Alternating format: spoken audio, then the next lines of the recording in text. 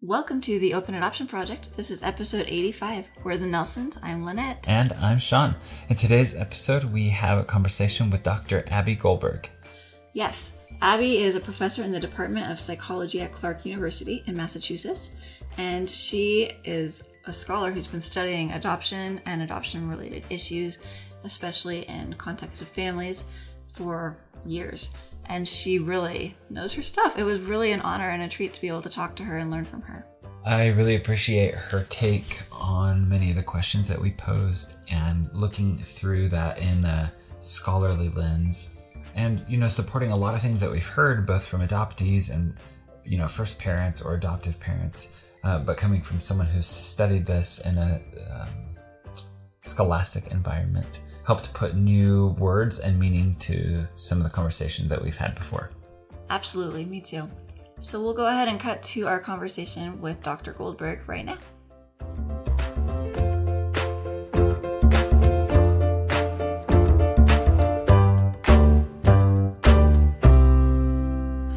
We are here on the show with Professor Abbie Goldberg. Professor, thank you so much for being here with us. Thank you for having me. To start off, can you tell us a bit about who you are? So I'm a professor of psychology, clinical psychology at Clark University. I've been there for 18 years, and I'm also the director of women and gender studies. And I'm an affiliate faculty member at the UCLA School of Law, the Williams Institute. That's awesome. Very cool. And what are your specialties, like your areas of expertise and study? So I've been really focusing on diverse families for most of my career. So LGBT parent families, adoptive families. Yeah. I teach classes in human sexuality, ethics. I teach a true crime class, the psychology of sexual orientation, research in diverse families. So really anything related to families, sexuality, or gender. That's a wide umbrella of a lot of, that's amazing. It is. Well, wonderful. Thank you so much for being here with us. So to start off, could you share maybe some of the biggest findings that you've found about adoption and what you think people in the adoption community need to know based on your research? That's a huge question. It is. It's probably a little too big. Yeah. Yeah, I've been doing research for about 20 years related to diverse families with a focus on adoptive families. And one of my projects is the Transition to Adoptive Parenthood project. So I've actually been studying a group of families for now about 17 or 18 years. So I've been following them since before they adopted all the way till now. They're teenagers. So what I've really learned across sort of these many different sort of transitional points is pretty broad, right? And it really depends on what kind of adoption they did. What did they adopt from the child welfare system? Did they do a private domestic adoption? Was that adoption open? Did they adopt internationally? Did they have a transracial adoption?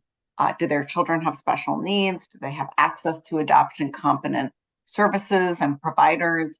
All those things make a big difference in terms of what challenges parents face and what kinds of experiences they have as a family. So fascinating. So from your research, do you have any big takeaways? What do you think adoptive parents should know as they're trying to decide what sort of adoption they might be best suited to help with, or what they should be informed about before? So you're talking about people who are thinking about adoption? Yeah, maybe more perspective. Yeah. So prospective adoptive parents should really understand that whatever it's really like all parents, whatever you think you're getting into, it might actually be something different. So really being prepared for the unexpected. Yeah. Doing a lot of inventory of yourself around what kinds of, how flexible are you? To what extent do you think you can parent a child who might have different challenges or different needs, all the while knowing that even if, say, you restrict yourself to no prenatal drug exposure or no children over 1 or whatever, you still may end up with a child who has certain challenges, and really be ready and prepared to take that on. Most of us as parents, regardless of whether we adopt or not, there's something about our child, usually many things, that are not what we expect, and maybe wouldn't even be what we would choose. That our child has mental health challenges, or our child is trans, or our child maybe has a disability, or our child, it struggles with, social challenges, right? Is bullied, right? These are all sort of routine challenges that parents face. So when prospective parents are thinking about adoption, they really want to be thinking both about what do I think I can handle, but also be really prepared to know that whatever restrictions they place, they may get something that is not what they expected. And of course, as always, you really need to be thoughtful about race. And the reality is that most children who are available for adoption are of color. And if you are a white person thinking about adopting, you really need to be doing the work of not just, I'm open to, say, a child of color, but what am I willing to do, and what am I ready to do, and what do I need to know before I do that? Am I willing to move to be in a more diverse community? Am I willing to sort of do the work to send my child to a more racially diverse school?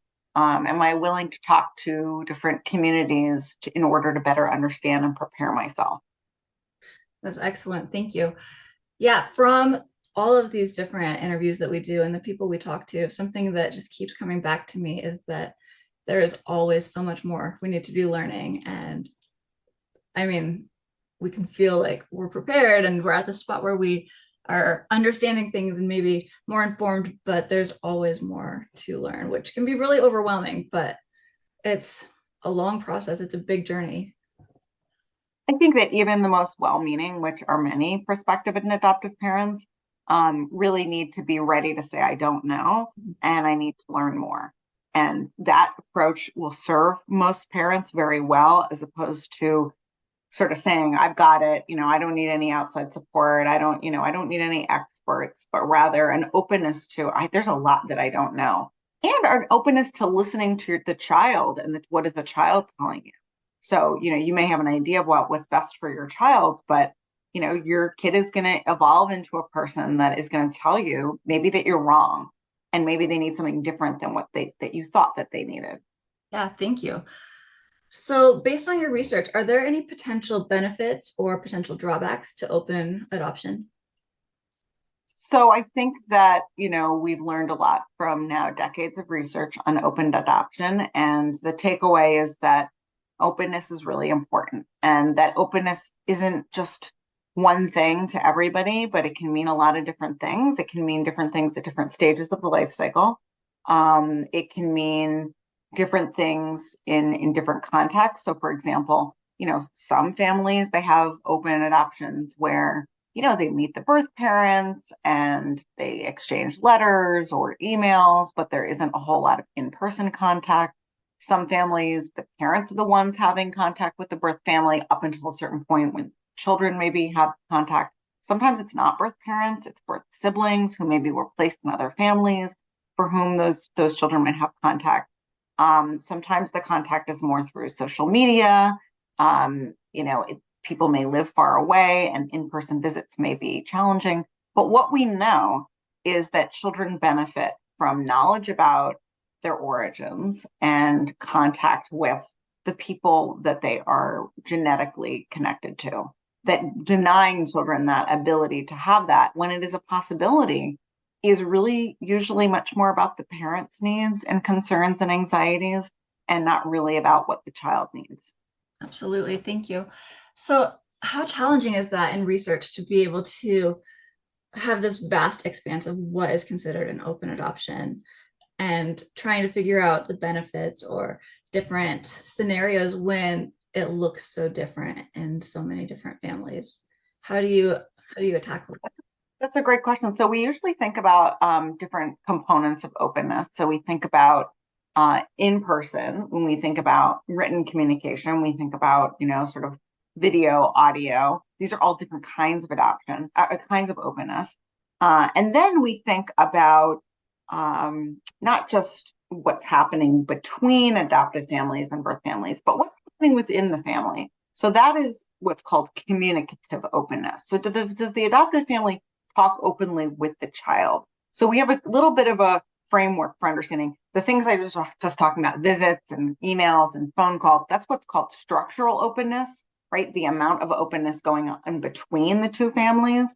And then communicative is really about what's happening within the adoptive family. And we know that both of those things are related to sort of outcomes, but communicative openness is even more clearly related to outcomes. So really across the board, when parents are openly talking to their kids, they're not shying away from questions about their adoption, they're speaking hopefully respectfully about birth family members, that positively influences the child. The child learns that they can ask questions, they can seek out information, their parents will support them in searching if they need to. Their parents are fine with them expressing complicated feelings or ambivalence about their adoption and the loss. Everyone's acknowledging that there's loss in adoption. So that openness really benefits folks. And so when we study adoption in these different ways and over time, we can get a better sense of how it's affecting families. Fascinating. So this is something we've had people talk with us about before, but I've never heard the terms. I love those terms of structural openness and communicative openness. And we spoke with one adoptee who said her advice to adoptive parents was, if you can't have an open adoption, because sometimes it's out of our control. And if someone doesn't want contact, we can't make a biological parent have contact with us. Sure. Mm-hmm. If you can't do that, she said her advice was, if you can't do that, at least have an open dialogue, which it sounds like that's communicative openness. And what we know is that even if you can't have an open adoption in the structural sense, right? Birth mom is unavailable or emotionally, not ready for contact, maybe eventually will. Sometimes birth family members die. And so that really cuts off the possibility of contact in a very concrete way. But we know that having that communicative openness can really offset the loss of that sort of more tangible forms of contact. So number one, would be you have to talk about it. If you're uncomfortable talking about it, and if you really want your kid to, express gratitude for their adoption and tell you what a great person you are for having adopted them, and never say that they miss their birth family or long for their birth family, then you should not adopt. Yeah. Well, I think that's a really empowering way to look at it too, where adoptive parents do have control over the communicative openness in their home. I love those insights that you share. Thank you. Thank you. So what would your advice be for building trust in relationships, particularly adoptive parents with biological parents, adoptees with both biological and adoptive parents? Mm-hmm. Well, taking the first one, I think historically, adoptive parents and birth parents have often been pitted against each other. And that's really unfortunate because the whole point of an open adoption is it is a collaborative arrangement where everyone is putting the needs of the child first and everyone is really centering around the child. So number one, my advice would be, in order to build trust, it needs to be about the child. It needs to be about what they need now and then in the future. So even if an adoptive parent, say, feels threatened by the birth family member, feels like, oh, she's kind of pushy, she wants to see the child more than I initially thought, it's a challenge to that sort of, it's a dance of boundaries, but really always sort of giving the benefit of the doubt and trying to maintain a kind of positive, appreciative, respectful tone towards birth family, and recognizing that adoptive parents have a lot of power and that sometimes birth family members, if they quote unquote act, behave, but quote unquote behave badly, but they act in ways that the adoptive parents don't like, that can be an expression of feeling a lack of power. And adoptive parents should recognize they do hold a lot of power and should really use a lot of grace in how they approach the birth family who is experiencing their own loss and experiencing their own sense of anxiety about, you said you want an open adoption, but what does that really mean? Yeah, I think that's so beautifully said. It's a really challenging dance, right? Where the biological parents really don't have any power after those papers are signed or that adoption's finalized.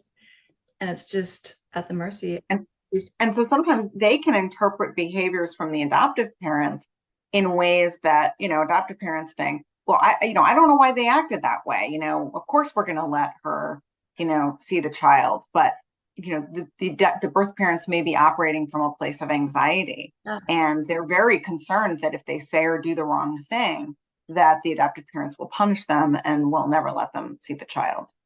Which would be heartbreaking, yes. And we hear stories about that so often. And it's not a good idea for adoptive parents to get involved in any kind of power struggle in that way. They should always be thinking of, am I going to be able to explain to my child why I did X, Y, and Z? And I need to always remember that, in 18 years, right, like they can do what they want. And so I need to sort of set the stage for these healthy relationships and model that so that I'm all good when it comes to, I don't have to feel shame or embarrassment or regret around how I've treated these people. I think that's a beautiful piece of advice. Thank you. So, what about supporting open dialogue? Do you have any thoughts on sharing challenging origin stories where, say, maybe an adoptee was conceived in a way that's really traumatic, and how do you talk about that with this child as they grow up, because it's their story that's challenging? Yeah. So, and I've actually done some of the only research on, talking to children about difficult origins, especially conception through rape or incest, which is often regarded as one of the most challenging conversations to have with a child, more so than, your birth parents, had a drug problem or had mental health issues. What we like to say is you need to always operate according to sort of what's developmentally appropriate, but you don't lie. So maybe, you share something in the early, in the child's life around, maybe you share that the relationship, for example, between the birth mom and the birth father wasn't a loving one. Mm-hmm. And that is sort of dropping that, stone, right? That sort of breadcrumb. It's not a lie. It's honest. It's hard, but it's truthful. And you don't want to sort of say, yes, they were in love and they had you out of, that's not true. If you were conceived through rape, that is not a true statement. And the general sort of belief from most adoption clinicians is that children really eventually deserve access to all information about their birth family and birth story, even if that information is difficult. That children deserve information about their origins. Many of us, can imagine situations where, or recall situations where we learned of something painful and we wish we had been told earlier, right? We wish that we hadn't been kept from us. So secrets really don't help anybody. So by late adolescence, children should have their full story. Excellent advice. Now, what about with adoptees who might have some special needs or some developmental delays? Any differences in how you would address that, or about the same? In terms of talking to children about their special needs? And in terms of talking about their stories. Yeah. Oh, talking about their stories. Mm-hmm. Well, I think most children know that they have special needs. I'm right. It starts to become pretty apparent. I think there are situations where it's sensitive information because, for example, a child may have had prenatal drug exposure or alcohol exposure, and then parents may struggle with how they convey that information in a way that's respectful and thoughtful and doesn't harm the child's perspective of the birth family, while also being honest about, maybe some of the reasons why a child might struggle. But again, it follows the same, developmentally appropriate kind of guidelines. Thank you. So have you done any research regarding bonding and adoption? Yes, it inevitably comes up that both parents and children do talk about sort of the process of forming an attachment and the process of forming a bond. What specifically were you interested in? Yeah, I would love to hear anything that you have learned, but maybe more specifically, like how you can cultivate a strong bond or things that might impede that or get in the way. What adoptive parents might need to know to strengthen that bond and avoid some potential pitfalls. Yeah, I think that again, that really depends on the age of the child. It depends on what the circumstances of placement are. So, if you adopt a child who's 4 years old, who's had multiple child welfare placements, your process of bonding to that child is going to look really different, maybe, than a child who's placed as a newborn or a child who's coming into your home as a teenager. So I think, if you're dealing with talking about an older child, then there are some unique challenges to that bond. A bond really starts with trust and really being a very present caregiver for that child and assuring them that you're not going to leave them, because a lot of children have worries about abandonment. They may act out because they're fearful that the caregiver will leave. They may have felt like they've been left many times before. So really being that secure, dependable, person who is not going to leave, and being really consistent with that, while also setting boundaries and all that for appropriate behavior. If you're talking about an infant or a newborn, I think it's a little bit different, because there aren't those more overt signs that child might have a challenging time bonding. But it can be the case that a child does not, and a parent, by the way, does not bond immediately. It's really important that even biological parents may not immediately bond with their children. And so bonding, right, might not just be, oh, the child doesn't want to bond with me, or I don't feel bonded. It may be that the parent is themselves not feeling bonded. And so what can help is, really time, patience, and really being honest. And if necessary, talking to a clinician who is adoption competent and who normalizes that many parents and many children, it's not this sort of magical, immediate connection. Yeah, I think being open to getting that kind of help is a huge key. Thank you. All right. Are there any other considerations that you think those considering adoption should be thinking about based on your research as they consider different situations? Again, they're really being aware of, the fact that children may have various challenges that they don't necessarily immediately present with, or are not necessarily obvious. Having some knowledge of the adoption resources in your community ahead of time, so that when you do run into challenges, you potentially might, say, oh, we have a provider who's adoption, competent, or knowing that there's therapists out there who have training. And there are some therapists who have had, training in adoption competency. Awesome.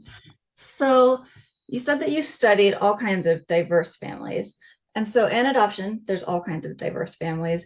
Have you had any key research findings or anything that you've looked at with how these diverse families might address being different from other families in their community, and different thoughts on how they can work through that? Yeah, very general, but I'll try to kind of bring it down to what I can speak to. So it's very important if we're talking about multiracial families, parents where there are children of different races, maybe from each other or from the parents. I think where parents choose to live is really important. So being surrounded by other racially diverse or multiracial families, going into communities, and whether it be churches or schools or other community organizations where maybe they're actually underrepresented. So if you're a white parent, like putting yourself in a position where you're the minority is actually pretty important, so that you don't always get to be comfortable and your kids are uncomfortable. So, getting to know other multiracial families, fostering a sense of pride, learning about your child's race, ethnicity, and culture in meaningful ways, that go beyond just eating certain kinds of food, for example. For parents who are LGBT and who adopt, again, really important is connections to other LGBT families, and feeling, being able to have your child see other families like their own is really important. And also that your child isn't experiencing, hopefully, overt stigma at school. So being able to be in environments where gay parent families, trans parent families are affirmed to the extent that that's possible. Anything else from your research that you would like to talk about that has really stood out to you or made an impact on you personally? No, I think that the biggest thing is that families need to be flexible as they move through their child's life cycle. That, what is a challenge at age 1 or 5 or 7? It's always changing. Relationships with birth families changes across the life cycle as well. Actually, what I always say, like, the only thing that you can count on is change. That regardless of whether you have a really good relationship with birth family or a great relationship with your child, or child's doing really well in school, like any of those things can change. And it doesn't mean bad. I mean, it doesn't mean that things are worse. It just means that having some amount of flexibility and adaptability is really, really important. And just kind of knowing that things will continue to change. So you've talked about this group that you've been doing research with for the last 17 years. And so you've watched these adoptees grow up lately. Have you seen any trends in that group? I don't know if you can speak to that yet, or in that research that stand out as potential things that might be helpful for adoptees to know about growing up as an adoptee. Yeah, I mean, adolescence is a challenging time. Kids' understanding of adoption changes as they move through the life cycle. And so when kids are little, they're often, they don't really fully understand what it means to be adopted. They say it in a very positive way, I'm adopted, right? When kids get into elementary school and middle school, they start thinking about it more in terms of, okay, other families are biological families, my family's adoptive, I'm different from other, I'm different. So they start making those comparisons. By adolescence, there's also a lot of, adolescence is all about who am I, right? My identity. And so it's heightened, right? I'm different from, maybe we're different from other families, but also now I'm realizing like I'm really different from my parents, not just in race, but maybe like height or when I get my period or what I'm good at. My parents are big bookworms and I'm really struggling with reading, right? So there are all kinds of ways that it becomes more stark, those differences. And children are figuring out who they are, and they're having a lot of questions about birth family. So that's where, if you don't have an open adoption, kids can start the search process or become more curious, asking questions. And so we know that adolescence can be a time of challenge for adoptees.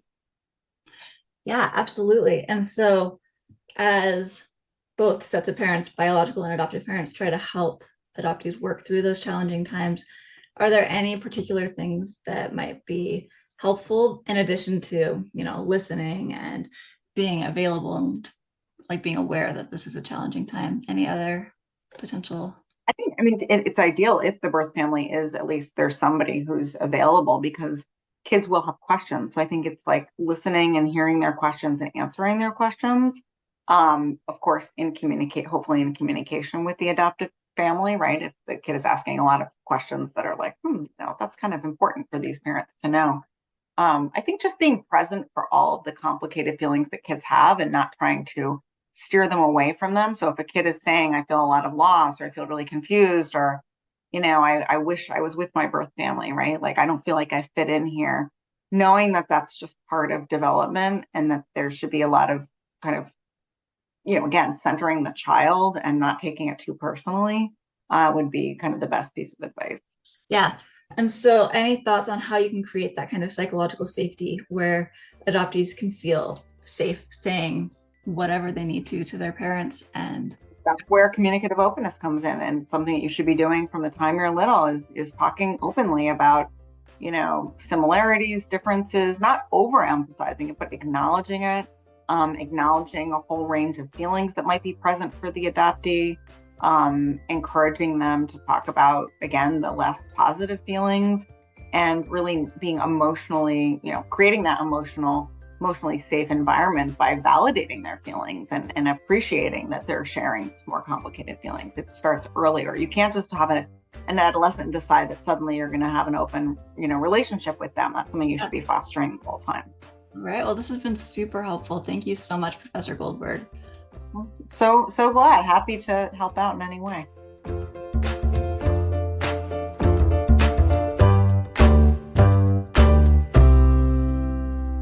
Well, we just want to give a huge thanks to Dr. Goldberg and for spending some time with us and sharing a lot of her knowledge with us. Yeah. My very, very favorite takeaway from this that I just keep thinking about even now, weeks later, is she talked about structural openness and communicative openness and the difference between those two types of openness. And I thought it was so fascinating that the communicative openness can be even more impactful than the structural. It reminded me of when we chatted with Devaney a few episodes ago, and she talked about, if you can't have an open adoption, at the very, very least, you need to have an open dialogue about it. And it just really resonated with me. ring true. And I, of course, feel like that structural openness is also really important and worth advocating for and really prioritizing. But what a great reminder that there's another piece in that puzzle that we need to be working toward too. Yeah, for sure. Yeah, one of the takeaways I have from this episode, and I don't think this is something that I didn't know before, but maybe just ringing maybe more true, is that every child is going to be different.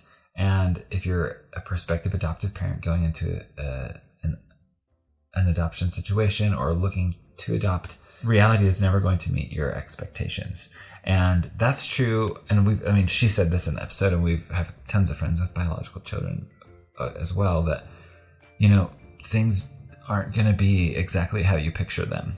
And as an adoptive parent, especially, that's probably true. And so just being okay with the unknown and really, at the end of the day, focusing on the well-being of this child and making sure that we're giving them everything we can, even though it may not look like what we anticipated or hoped.